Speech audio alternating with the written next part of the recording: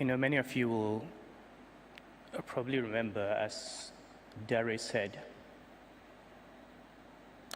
2021 August, in the same hall, a big ceremony celebrating my 60th birthday and launching my book. It was organized and paid for by Herbert.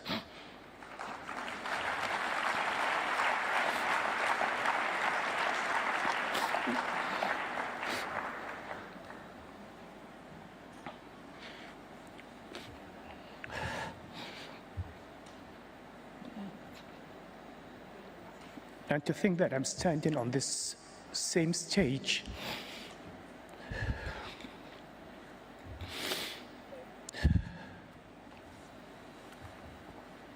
thanks, Alex.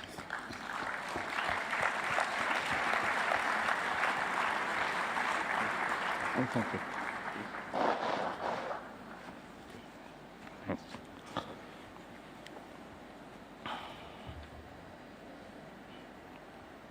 And I was saying some time ago that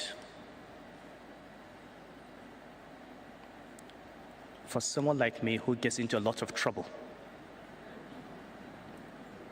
I need my friends. I get into trouble without knowing how I'm going to come out of it.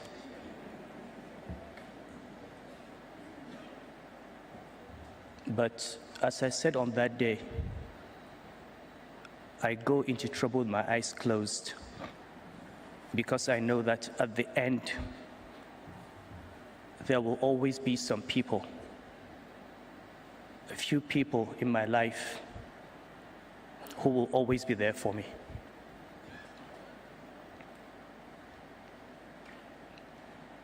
When you lose just one of those people,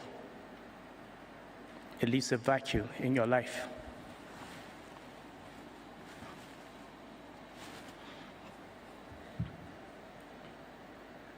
There are many stories I can tell about Herbert. Funny, my first friend in the family was not Herbert, it was his sister Peggy. She introduced me to the family. I used to go to the house in Anthony Village. And what I remember in those days was Peggy was more relaxed, talking and joking with me in front of her parents than in front of Herbert. She was afraid of Herbert. And I was also afraid of him. I was a middle management banker, and there were senior people in Access. Even though he was younger than me, there were senior people in GT, setting up Access Bank. Professionally, Ike and Herbert came to my attention in a very serious manner in 2005 as an executive director in First Bank. And I'm glad my friend Alex Oti is here. He was on the board of First Bank with me. And he'll remember that as ED risk, I had the task of doing the competitor analysis of banks. And it was always First Bank against all the big banks. And one day I came to Exco and I had Access Bank. And at that time it was a joke. They all laughed. How can you compare First Bank to this bank? And I said, look at what these two young men are doing. Access Bank had the highest compound average growth rate. It had cost to revenue ratios that were comparable to Citibank and Standard Chartered and international banks. It had a very low level of non-performing loans, but it was the soft issues. Half of their branch managers were female.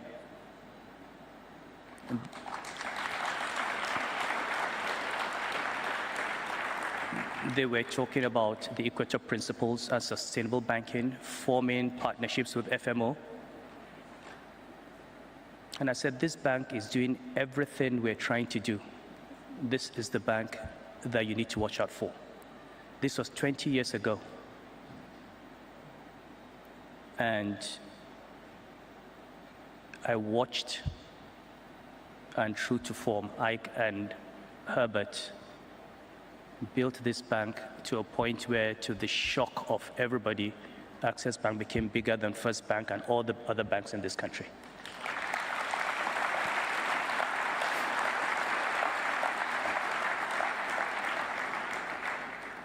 So the beginning of my relationship with them was one of professional respect and admiration,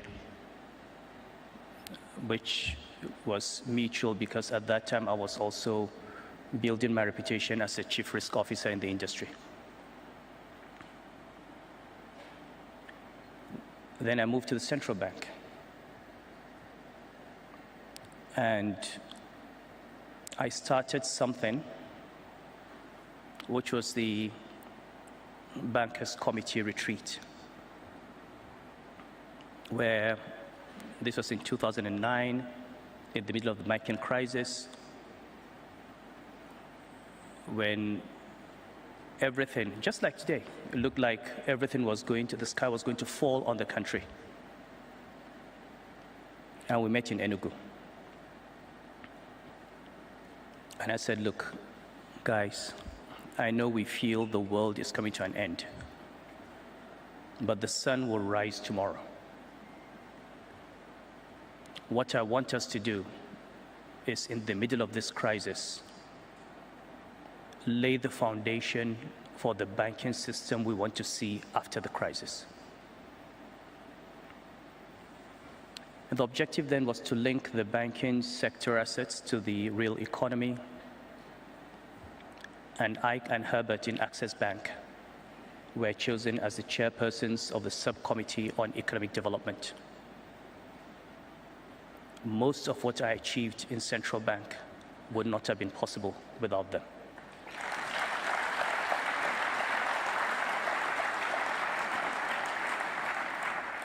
The idea of that retreat was to put the brains together in the central bank and the banking industry and think. And I remember the first year, my deputy governors, when the governor and the deputy governors were standing in front of bankers, before then, with the central bank, the governor and deputy governors were gods. The idea that bank MDs, that the governor would have to account to bank MDs, would have targets, and sit down in that meeting and answer questions was new. But we soon discovered, including the deputy governors who resisted, that by opening ourselves up to debate, by letting all these brilliant bank CEOs come into the conversation, we enriched the work of the central bank. And we achieved more in 5 years than we could have achieved in 20 years without these people. And Ike and Herbert were key to that.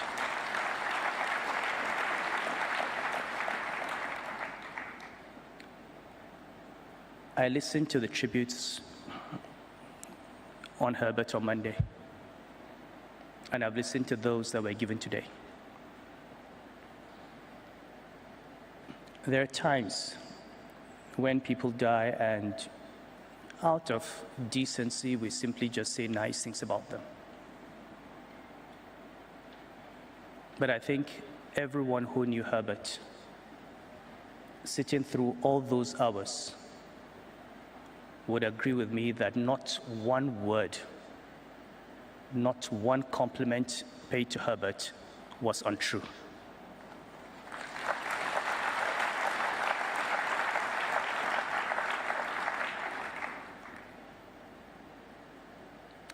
he had many sides, and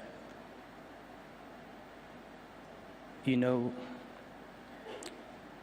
on that day, and it's one of those days when everybody remembers where he was. It was a Saturday. I had a big religious ceremony in Abuja. I had no idea what was happening. And I came to the airport, waiting for a plane, and I got a call from Bola Adeshola. I picked up the phone and we're chatting. After 2 sentences, she said, "Lamido, you haven't heard." And I said, "What?" "You haven't heard about Herbert." And I said, "What?"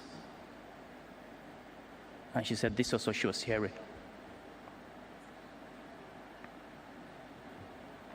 I immediately called Paul Usoro. And you see, Paul will understand how I feel.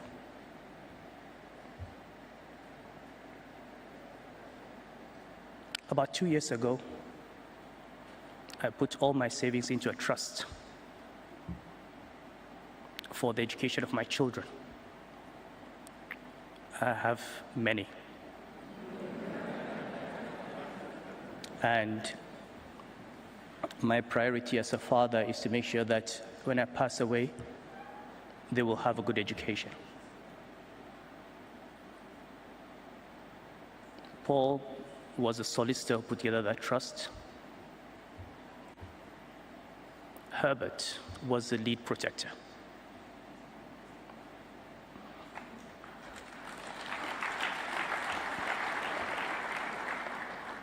And Paul will remember when we had the first formal meeting, I said, "Herbert, I'm placing you in charge of this trust for the education of my children, because I know that even if I died and did not leave any money, you would educate my children."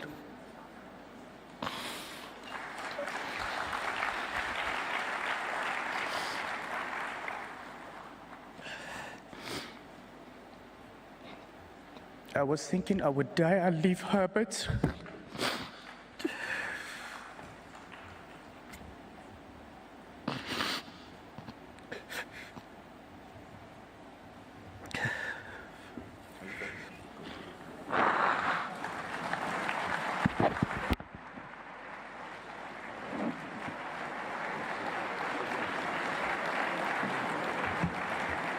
Let's say a few things.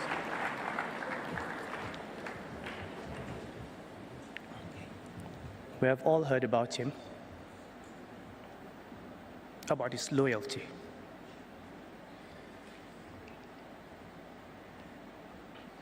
You know, when I had problems in Kano, I called him about 6 months before I was told to leave Kano. And I said to him, "Herbert, I know you're doing all your best to solve all this problem, but I'm convinced that this is what is going to happen." And he said to me, "Your Highness, don't worry. Whatever happens, don't worry, we're here for you."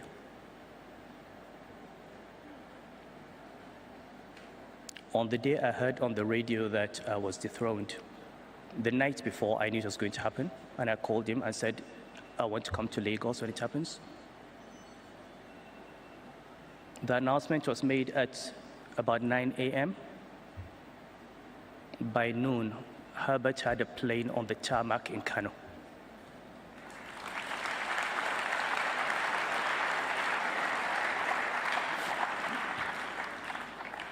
The plan then was to take me into exile for many years. I put my family on that plane. No message, no phone call, nothing. Just put them on that plane and sent them to Lagos. Herbert received them, put them in a hotel. Later, got them flats, got them accommodation. For months, when I came, we stayed there. I can go on and on. Shola is here. Herbert said to me, Your Highness, you want to travel, tell Shola. I just called Shola and I get a jet. So much so that people believe I own the jet. Some people believe that I own Access Bank and Ike and Herbert are fronting for me. They gave me the cars and the drivers, they gave me security, they gave me the private jet. And they ask for nothing, and they don't talk about it. When I talk to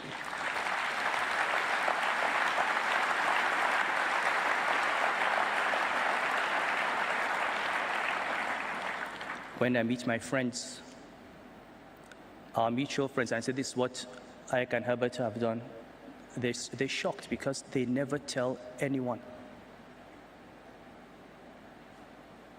And then we talk about respect. Even though, you know, I have lived in Lagos for 4 years. The house my family lives in was provided by Herbert.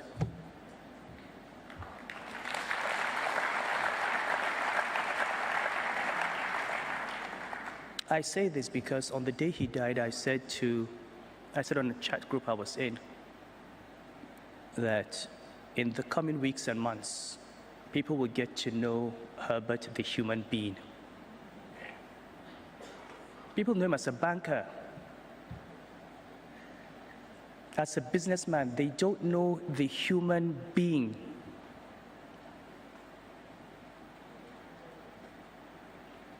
I listened to governors yesterday talk about how he supported their political ambition. I also got him to support political ambitions of governors. The last time I saw Herbert and spoke in his house, he was outlining plans for how he would help the elected governor of Kano State and how he would help provide finance to build Kano.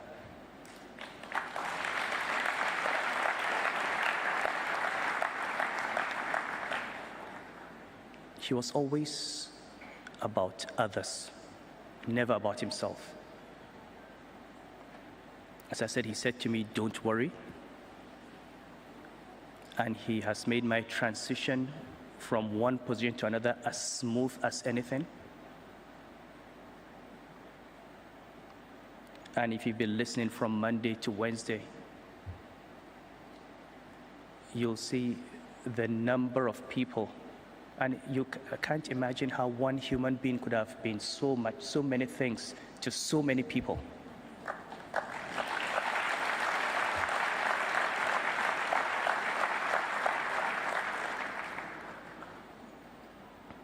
But I take comfort in one thing, and it's an interesting story I'm going to share of the very last moments of Herbert. On the night before this happened,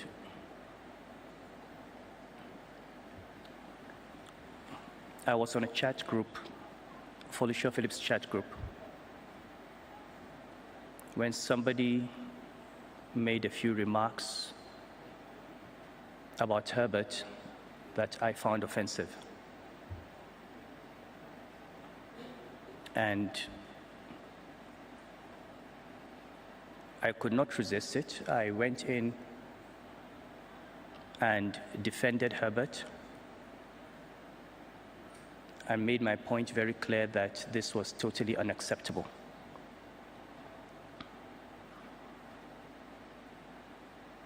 A few days after Herbert died, I was in Hong Kong. A friend called me, Bayodolami, and said, DJ Ali wants your phone number. Should I give him? And I said, yes, maybe he wants me to come and talk about the economy. And I'm not going to say anything because Everything I had to say, I have said. Now we're where we are. I have nothing else to say.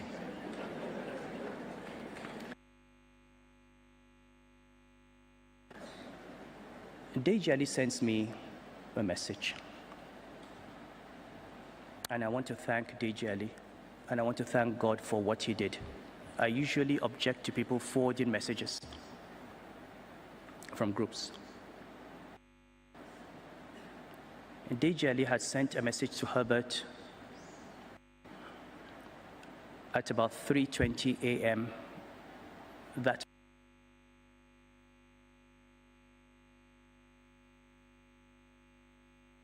morning, telling him how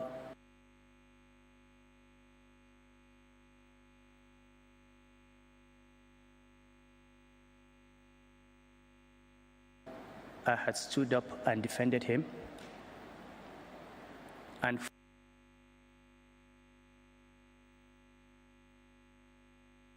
forwarding my entire message to him.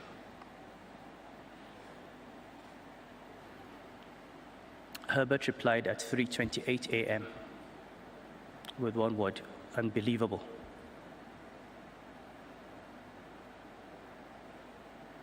Deji Ali sent another message at 3:50, which was not delivered. From the presentation of the air traffic controllers, the crash happened at 3:40. So possibly the last thing Herbert read was my message talking about him.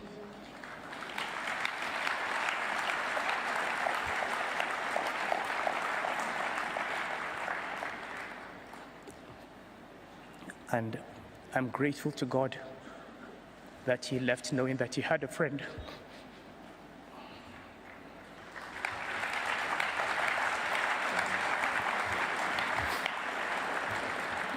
My condolences to the family. And I apologize for this. I always thought I would not be able to do it, but we have to tell Herbert's story. And may his soul rest in peace. Amen.